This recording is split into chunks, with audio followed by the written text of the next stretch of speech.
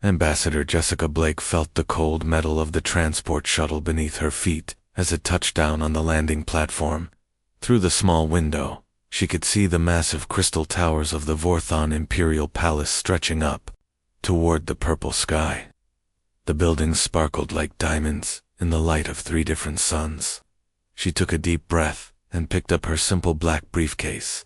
Today would be important for both humans and aliens. The shuttle door opened with a soft hiss. Jessica stepped out onto the crystal floor, her low heels making quiet clicking sounds. She wore a plain gray business suit that made her look like any other government worker. Her brown hair was pulled back in a neat bun, and she carried herself with the calm confidence of someone used to important meetings. To anyone watching, she looked like exactly what she claimed to be, a peaceful diplomat from Earth. High above, on the observation deck, King Theron stood watching the small human woman.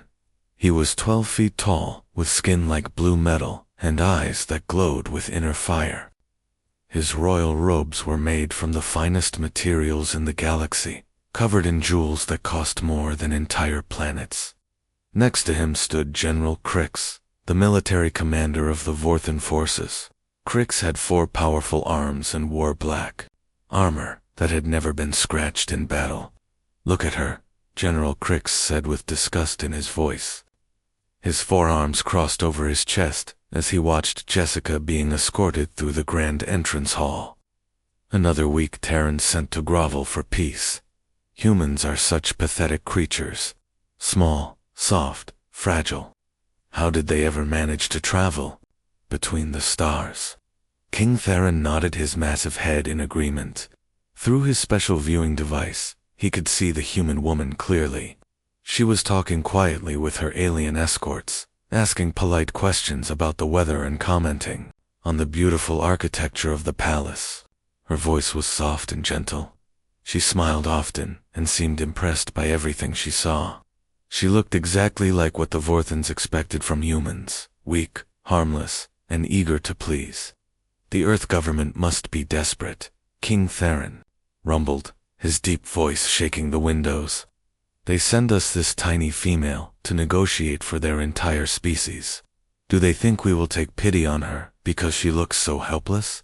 Neither the king nor his general knew the truth about Ambassador Jessica Blake. They had no idea that Jessica Blake was not even her real name. It was a carefully built false identity, created by the Earth government's most secret department.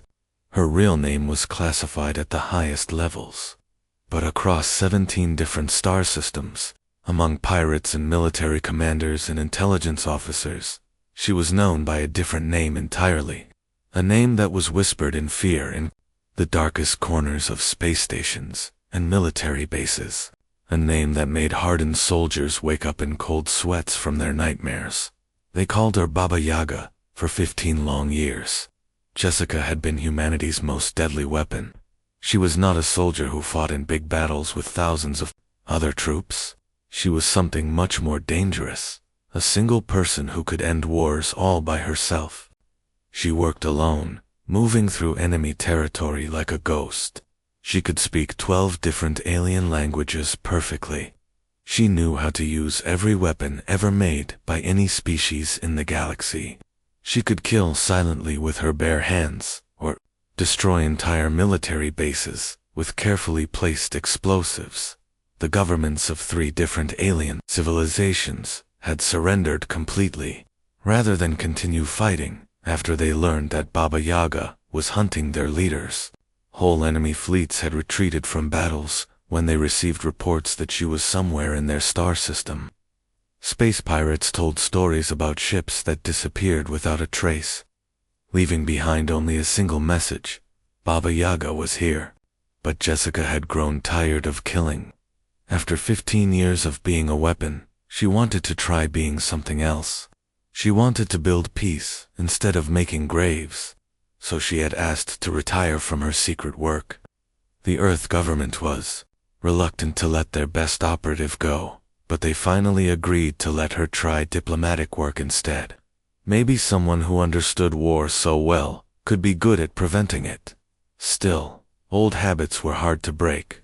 even as Ambassador Blake walked calmly through the beautiful palace halls. Even as she smiled and made pleasant conversation with her guides, her trained eyes were working. She automatically noted every exit route and every potential hiding place. She counted the number of guards and observed their weapons and armor. She memorized the layout of every room they passed through. She identified 17 different items that could be used as weapons, if necessary. Her diplomatic briefcase contained peace treaties and trade agreements. But her mind still worked like the deadly operative she had once been. The peace talks would begin tomorrow morning.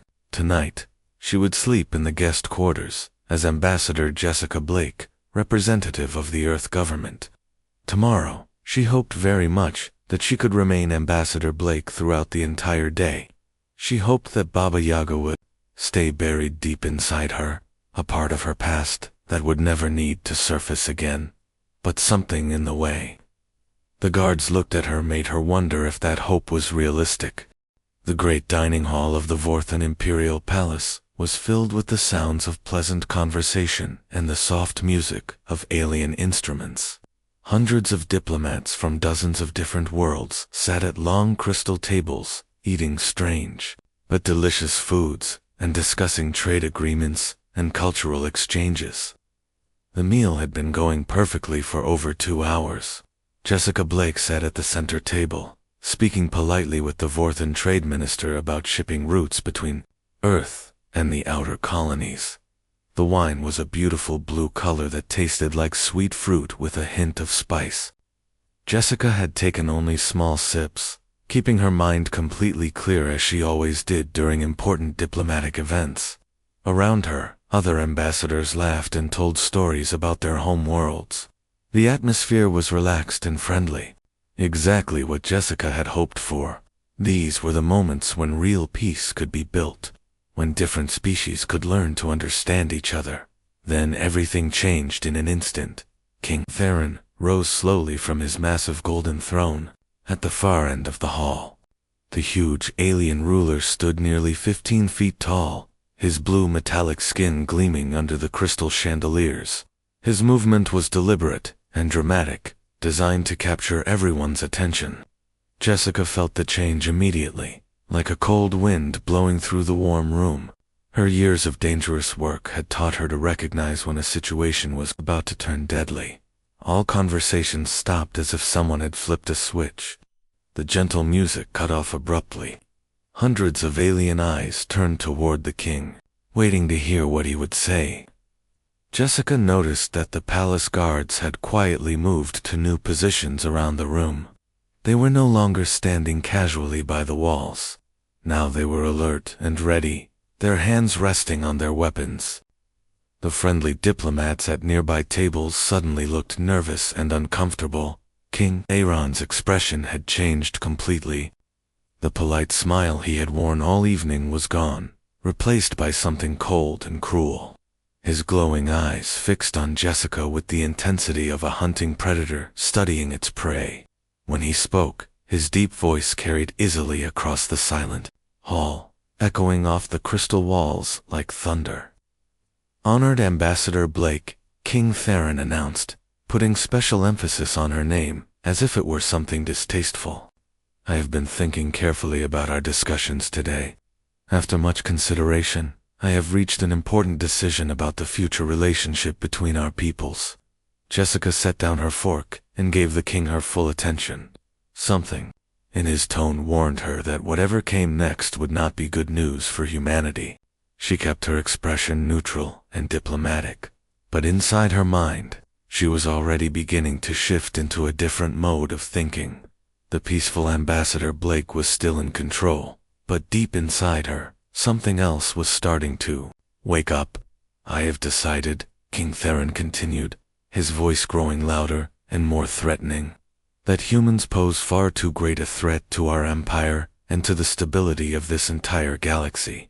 Your species is too dangerous, too unpredictable, too ambitious. You cannot be allowed to continue spreading among the stars."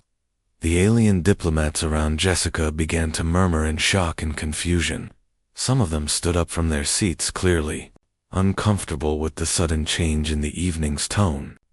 Others remained seated, but pushed their chairs back from the tables, as if they wanted to be ready to move quickly if necessary. 8 massive figures stepped out from hidden alcoves around the dining hall. These were the Praetorian Guards, King Theron's personal elite soldiers. Each one stood 9 feet tall and weighed over 400 pounds. Their skin was covered with natural bone plates that served as armor, making them look like walking tanks. Over millions of years of evolution, their species had developed into perfect killing machines. The guards moved with surprising grace for creatures so large, forming a circle around Jessica's table. Their plasma weapons, deadly energy rifles, that could melt through solid steel, began to power up with a low, ominous humming sound. Blue light gathered at the tips of their weapons as the energy built up to lethal levels. The other diplomats scrambled backward, some of them climbing over chairs and tables in their panic to get away from what was clearly about to become an execution. "This message will reach Earth loud and clear," King Theron declared, his voice now filled with satisfaction and cruel pleasure. "The human threat ends here, tonight, with the death of their representative. When your government finds your body, they will understand that any further attempts to expand into our territory will be met with total destruction. Humanity ends here." Jessica slowly set down her wine glass on the crystal table. The soft clink of glass against crystal seemed unnaturally loud in the tense silence. Her diplomatic smile faded away like ice melting in the sun, replaced by something entirely different. Her brown eyes, which had been warm and friendly all evening, became cold and calculating. There was no fear in them, no panic, no pleading. Instead, there was the patient stillness of a predator that had been cornered and was now deciding exactly how to destroy everything that threatened it. When she looked up at King Theron, her voice was quiet but carried clearly across the hall. "Your Majesty," she said calmly, "you have made a terrible mistake." The first Praetorian guard lunged forward, his massive claws extended toward her throat. The first Praetorian guard was huge and fast, but Jessica was faster. As his massive clawed hand reached toward her throat, she moved with speed that seemed impossible for a human. Her body flowed like water, sliding to the right just as his claws whistled through the air where her head had been a split second before. The guard's own momentum carried him forward, and somehow, in that brief moment of contact, Jessica's hands found his plasma rifle. The weapon was heavy, designed for creatures much larger and stronger than humans, but Jessica handled it as if it weighed nothing at all. She spun it around in her grip with practiced ease and fired a single shot directly into the guard's chest. The blue energy beam punched through his natural bone armor like it was made of paper. The massive alien warrior dropped to the crystal floor with a crash that shook the entire dining hall. The other 7 guards hesitated for just a moment, shocked by the sudden death of their companion. In that moment of hesitation, Jessica was already moving. She rolled smoothly across the banquet table, her gray diplomatic suit somehow staying neat and clean despite the chaos around her. As she moved, her hands grabbed items from the table, not the obvious weapons, but things that most people would never think to use in a fight. A ceremonial fruit bowl became a projectile that struck the second guard in his glowing eyes, blinding him temporarily. A heavy golden candlestick, probably worth more than most people earned in a lifetime, became a club that she swung with deadly precision. The candlestick connected with the guard's wrist just as he was raising his plasma rifle, and the sound of breaking bone echoed through the hall. His weapon clattered uselessly to the floor. The third guard charged at Jessica with a roar of rage that sounded like thunder. He was twice her size and weighed 10 times as much, confident that his superior mass would crush the small human, but Jessica simply stepped aside at the last possible second, using his own charging motion against him. She grabbed his arm as he passed and twisted her body, redirecting his momentum. The massive guard flew through the air like he had been shot from a cannon and crashed headfirst. into one of the crystal pillars that supported the hall's ceiling. The pillar cracked from the impact, and chunks of crystal rained down on the dining tables below. The guards slumped to the floor, unconscious, or worse. Alien diplomats screamed and ran for the exits, their formal dinner clothes torn and their faces filled with terror. Jessica spotted a decorative Vorthen blade hanging on the wall nearby. It was an ancient weapon, probably hundreds of years old, meant more for ceremony than for actual fighting. But in Jessica's hands, it became as deadly as any modern weapon. She pulled it from its mounting with a smooth motion and turned to face the fourth guard. This guard was more careful than his companions. He had seen what happened to the others, and was not eager to charge blindly at the small human woman. He raised his plasma rifle and took careful aim, trying to shoot Jessica from a distance where her speed and skill would not help her. But Jessica had already studied the way he moved, the way he held his weapon, even the way his eyes tracked her movement. She knew exactly where he would aim and exactly when he would fire. She dove to the left, just as the blue energy beam scorched the air where she had been standing. The beam hit the crystal wall behind her, leaving a smoking hole in the expensive decorations. Before the guard could fire again, Jessica was already moving toward him. The Vorthen blade in her hand found the weak point in his armor, a small gap, just below his left arm where the bone plates did not quite meet. The ancient weapon slid between the plates like it was cutting through soft cheese. The guard looked down at the blade in his chest with surprise, then collapsed without a sound. General Crix stood near the king's throne, watching the impossible scene unfold before his eyes. His 4 arms trembled as he saw his elite guards, the most feared warriors in the galaxy, falling one by one to a single human female who looked like she should be teaching children or working in an office somewhere. Impossible, General Crix breathed, backing away from the combat. His voice was barely a whisper, filled with disbelief and growing fear. She's just a human female. Humans are weak. They're soft. They're not warriors. But an old Vorthen veteran, who had served in the military for 60 years, was standing nearby. His face had gone completely pale as he watched Jessica move through the remaining guards with deadly grace. His hands shook as terrible memories from decades past came flooding back to him. "No," the old veteran whispered, his voice filled with ancient terror. "That's not just any human. That's the Baba Yaga." The name hit the other aliens like a physical blow. Some of them had heard the stories whispered in bars and military bases across the galaxy. Stories about a human ghost who appeared when diplomacy failed. Stories about entire enemy fleets retreating rather than face a single human operative. Stories that most people thought were just myths created to scare young soldiers. The name spread through the palace communication systems like wildfire. Guards who had been rushing toward the dining hall suddenly stopped and turned around. Some of them abandoned their posts entirely, running for the exits.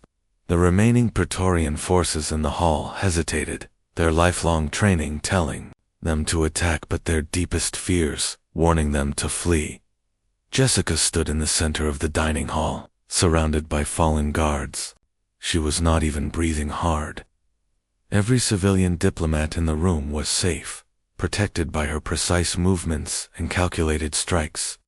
She had eliminated the threat with surgical precision, using exactly the amount of force necessary and no more.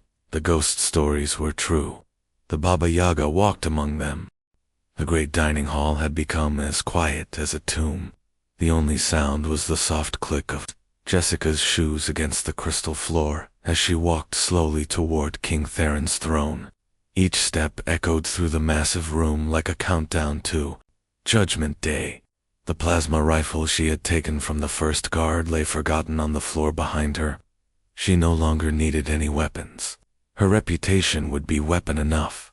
King Theron pressed himself back against his golden throne, as if he could somehow disappear into the metal. The massive alien ruler who had seemed so powerful and confident just minutes before now looked like a frightened child hiding from monsters in the dark. His blue metallic skin had turned pale, almost gray with fear. His 4 glowing eyes darted around the room, looking for escape routes or guards who might help him. But finding nothing except empty space and fallen bodies, Jessica stopped exactly 10 feet from the throne. The distance was carefully chosen, close enough that King Theron could see every detail of her face, but far enough away that he would not feel completely trapped. She wanted him to be afraid, but she also wanted him to be able to think clearly. Fear was useful, but panic would make negotiations impossible. When Jessica looked directly at the king, Theron could see something in her brown eyes that made his blood turn to ice. It was not anger, exactly, and it was not hatred. It was something much more terrifying, the cold, controlled fury of someone who had seen too much death and had become very, very good at causing it. Her eyes held the weight of countless battles, the memory of decisions that had changed the fate of entire star systems. "You wanted to know about humans, Your Majesty," Jessica said, her voice carrying easily across the silent hall. Every alien in the room could hear her clearly, even though she was not shouting. There was something in her tone that commanded attention, something that made even the bravest warriors listen carefully to every word. "You said we were weak and pathetic. You decided we were too dangerous to live. Let me educate you about what humans are really capable of." King Theron tried to speak, but only a strangled whisper came out of his throat. He cleared it and tried again, his voice shaking with terror. Who are you really?" Jessica smiled, but it was not the warm, diplomatic smile she had worn all evening. This smile was cold and sharp, like the edge of a blade that had been used too many times. "I am Jessica Blake. Yes, that part is true. I am a diplomat representing the Earth government in these peace negotiations. But I am also someone else, someone you have heard about in whispered stories and classified intelligence reports." She paused, letting the tension build in the room. Every alien diplomat, every guard, every servant was hanging on her words, waiting to hear the truth they had all begun to suspect. "I am the operative you call Baba Yaga." The name hit the room like a physical blow. Several aliens gasped audibly. Others took unconscious steps backward, even though they were already far from the confrontation. King Theron's 4 eyes went so wide that white showed all around the glowing centers. Jessica continued speaking in that same calm, controlled voice. 3 separate alien civilizations chose complete and unconditional surrender, rather than continue fighting after they learned I was hunting their leaders. The Kepler Republic abandoned for entire star systems after I eliminated their high command in a single night. The Omega Confederacy disbanded their entire military rather than risk facing me again. The Centauri Empire signed the most disadvantageous peace treaty in galactic history because their generals refused to fight a war where I might be involved. King Theron's voice was barely a whisper. "The reports from our intelligence services, they said you were just a myth. A story humans told to make themselves seem more dangerous than they really were." Jessica's cold smile grew a little wider. "Myths do not negotiate peace treaties, Your Majesty. Myths do not sit in diplomatic meetings, discussing trade routes and cultural exchanges. But myths also do not leave classified intelligence reports in the wreckage of enemy command centers. They do not record video messages explaining exactly how and why enemy leaders died." She took one small step closer to the throne, and King Theron actually whimpered. "I retired from that life because I grew tired of being the monster that governments unleash when talking fails. I wanted to try building peace instead of making graves. I hoped that someone who understood war so completely might be especially good at preventing it." The king's massive hands gripped the arms of his throne so tightly that his knuckles turned white. What do you want?" Jessica leaned forward just slightly, and her voice became even quieter and more dangerous. "You have exactly one choice, King Theron. We can return to genuine peace negotiations with the Terran Federation, We can discuss trade agreements and territory boundaries and cultural exchanges like civilized beings, or she'll let the word hang in the air for a long moment, watching as understanding and terror grew in the king's eyes. Or I can demonstrate why entire enemy fleets retreat from battles when they receive word that my name appears somewhere in their star system. I can show you why hardened military commanders wake up screaming from nightmares about a human woman who moves like death itself. King Theron's voice cracked as he spoke. We choose peace. We choose negotiations. Jessica's diplomatic smile returned, warm and friendly once again. Excellent choice, Your Majesty. Shall we begin tomorrow morning? 3 days had passed since the night that changed everything in the Vorthen Imperial Palace. The great dining hall had been cleaned and repaired, with new crystal pillars replacing the ones that had been damaged during the fight. But everyone who worked in the palace still spoke in whispers about what they had witnessed. The servants who cleaned the blood from the crystal floors would never forget the sight of the small, human woman standing calmly among the fallen Praetorian guards. Now Jessica Blake sat in the formal treaty signing room, wearing the same modest, gray business suit she had arrived in. Her brown hair was still pulled back in a neat bun, and she still carried the same simple black briefcase. To anyone who had not seen her 3 nights ago, she looked exactly like what she claimed to be, a peaceful diplomat from Earth, who spent her days discussing trade agreements and shipping routes. But King Theron knew better. The massive alien ruler sat across from her at the crystal table, his forehand shaking so badly that he could barely hold his ceremonial signing pen. Every few seconds, his glowing eyes would dart up to look at Jessica's face, then quickly look away again, as if he were afraid that staring too long might trigger another transformation.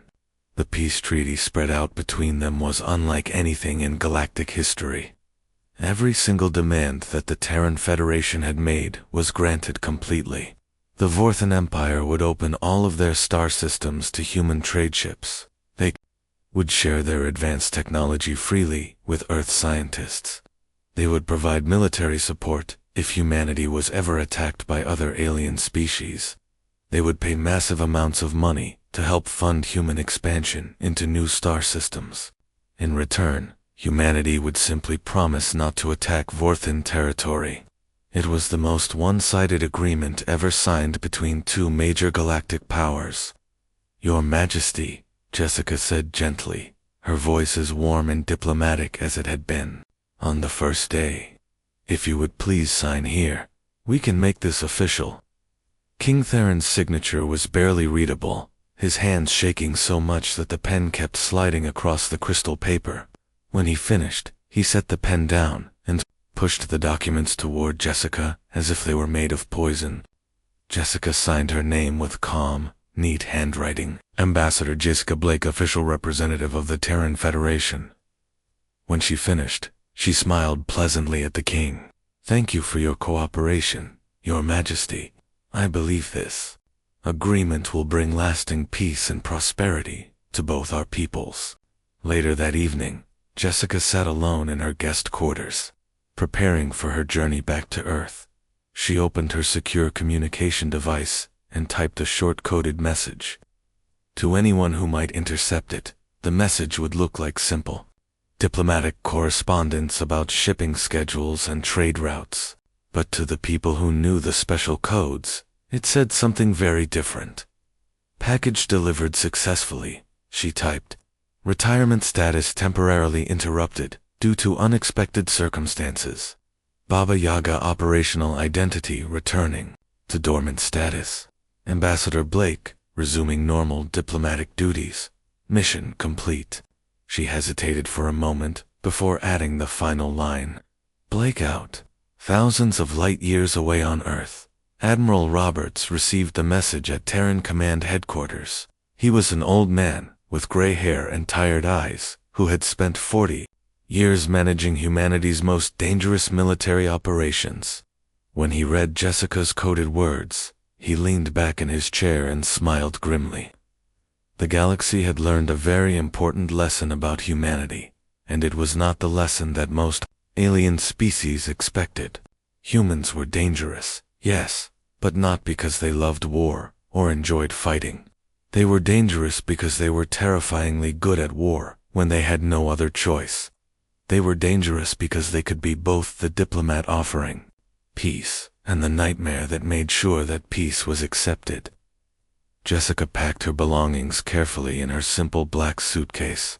Her diplomatic journals and peace negotiation textbooks went in first, along with her notes about Vorthan culture and society. But underneath those innocent items, hidden in secret compartments that no airport security would ever find, were other things. Detailed maps of 17 different alien military installations, photographs of classified weapons systems, communication codes that could be used to contact human intelligence agents throughout the galaxy. Her brief return to active duty as Baba Yaga had given her opportunities to gather information that would be valuable for years to come, but she hoped that information would never need to be used. The transport ship that would take her back to Earth was comfortable and quiet. Jessica spent most of the journey reading diplomatic journals and practicing peaceful negotiation techniques for future assignments. She reviewed language lessons for alien species she had never met, studying how to build trust and understanding between different cultures. But late at night, when the other passengers were sleeping, she also reviewed the intelligence she had gathered. She memorized defense patterns and weapon specifications, keeping the knowledge fresh in her mind just in case the galaxy decided to test humanity's patience again. The Baba Yaga slept again, hidden deep inside the mind of Ambassador Jessica Blake. Across the galaxy, military commanders and political leaders prayed that she would stay asleep forever. Within hours of the treaty signing, news of the Vorthan Empire's complete surrender spread to every major alien civilization. The story was told in hushed voices in military briefing rooms and diplomatic offices throughout the galaxy. Suddenly, peace treaties with humanity became the highest priority for every alien government. After all, it was much better to negotiate with the friendly Ambassador Blake than to risk meeting the legendary Baba Yaga.